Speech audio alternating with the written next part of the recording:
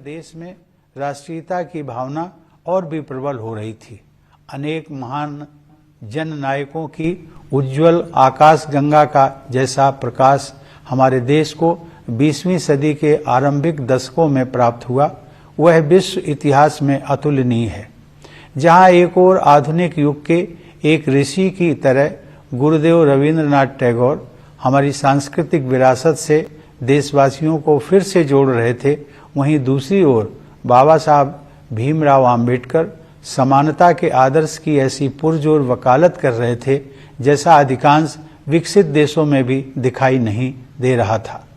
तिलक और गोखले से लेकर भगत सिंह और नेताजी सुभाष चंद्र बोस तक, जवाहरलाल नेहरू, सरदार पटेल और श्यामा प्रसाद मुखर्जी से लेकर सरोजिनी नायडू और कमला देवी चट्टोपाध्याय तक, ऐसी अनेक विभूतियों का केवल एक ही लक्ष्य के लिए तत्पर होना मानवता के इतिहास में अन्यत्र नहीं देखा गया है।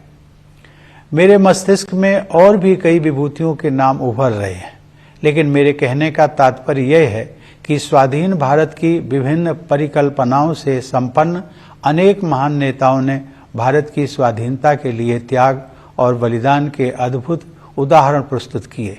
इसमें कोई संदेह नहीं है कि स्वाधीनता संग्राम पर गांधी जी के परिवर्तनकारी विचारों का प्रभाव सबसे अधिक पड़ा और उस दौरान उन्होंने कोटि कोटि देशवासियों की जीवन धारा को नई दिशा दे दी। देवी और सज्जनों,